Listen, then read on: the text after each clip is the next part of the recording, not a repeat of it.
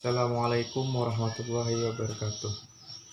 Remember when I told you no matter where I go, I'll never leave your side, you will never be alone. Even when we go through changes, even when we're old, remember that I told you I found my way back.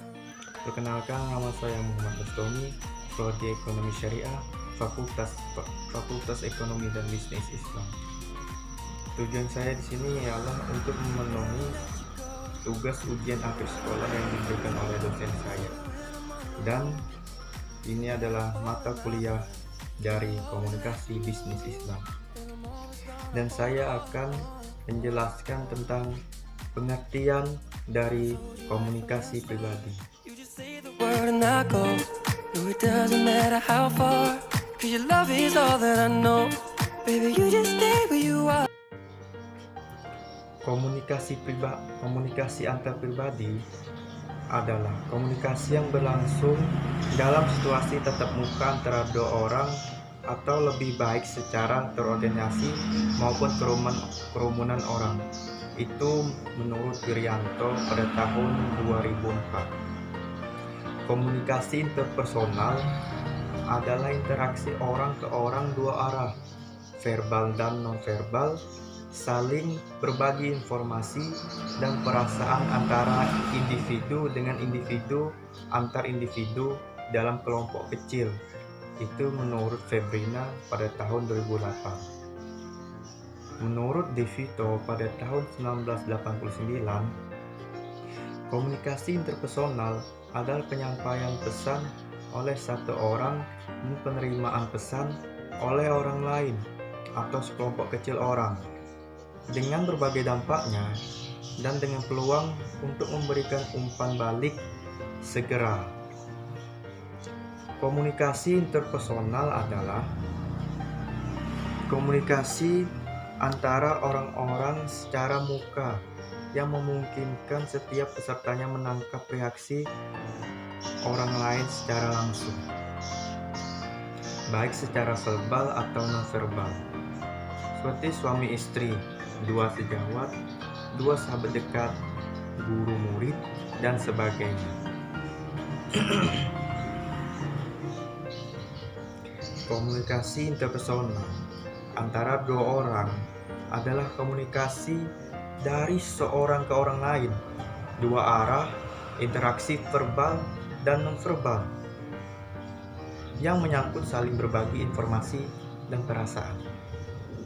Komunikasi interpersonal antara tiga orang lebih menyangkut komunikasi dari orang ke beberapa orang lain atau kelompok kecil.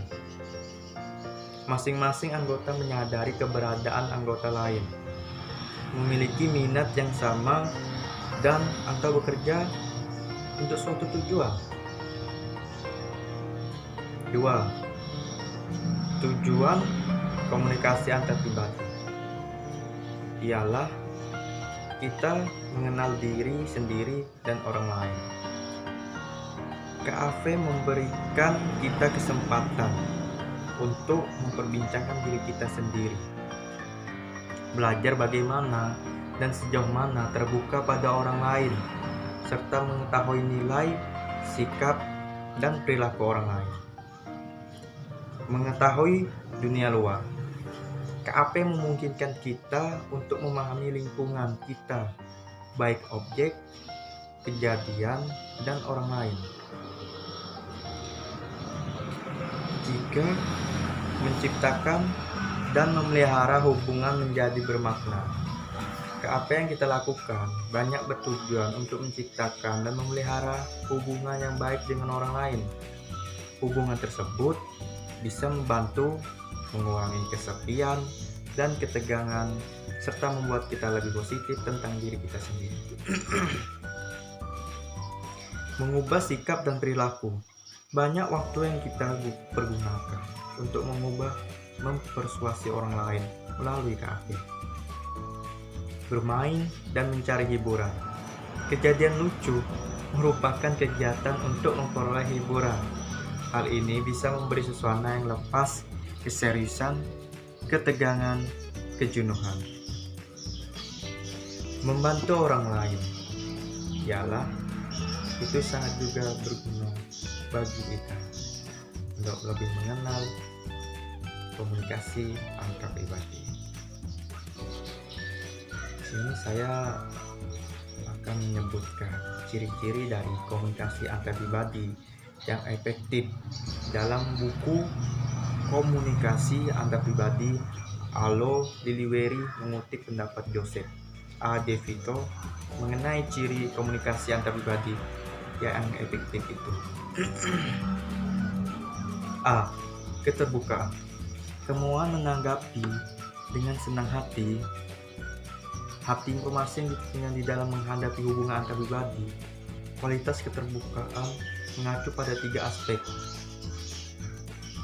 dari komunikasi interpersonal.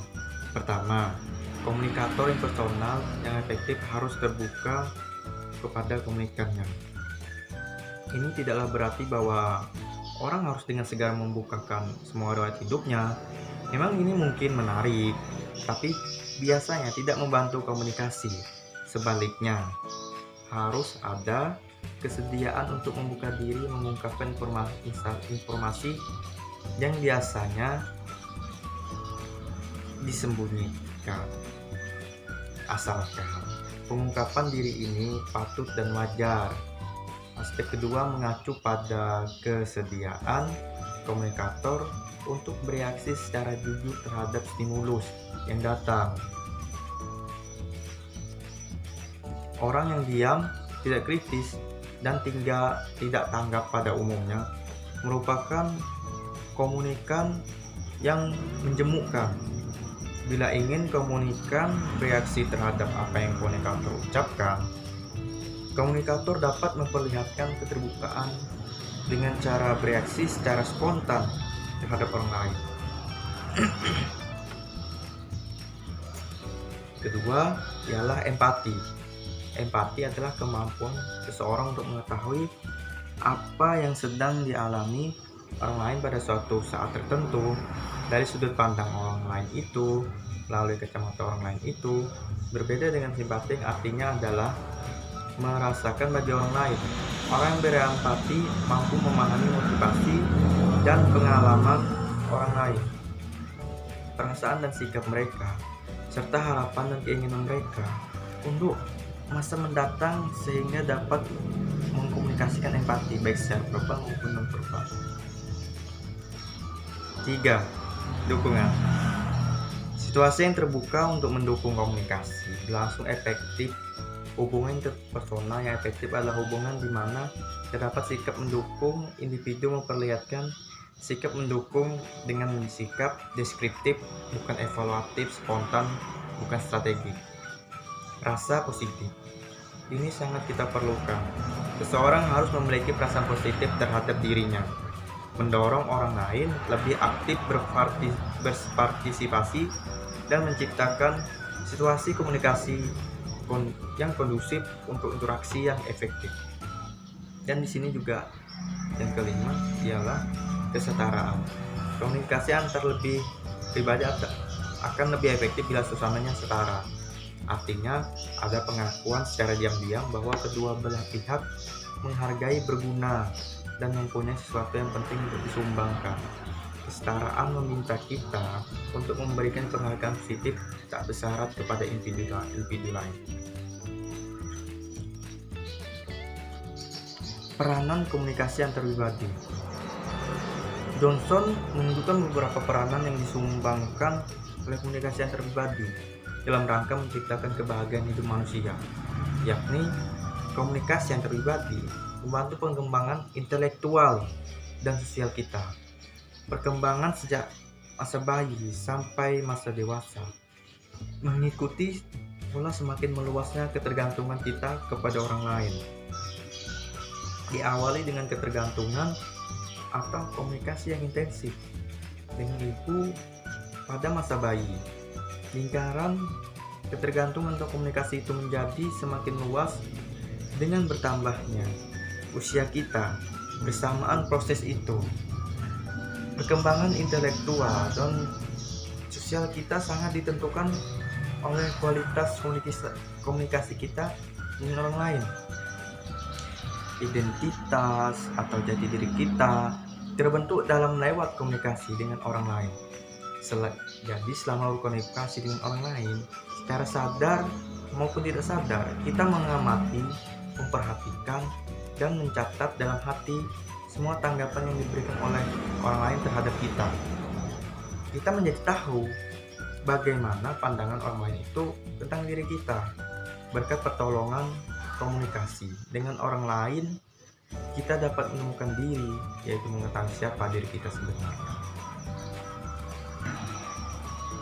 Ada 7 sifat yang menunjukkan bahwa suatu komunikasi antara dua orang merupakan komunikasi antar pribadi.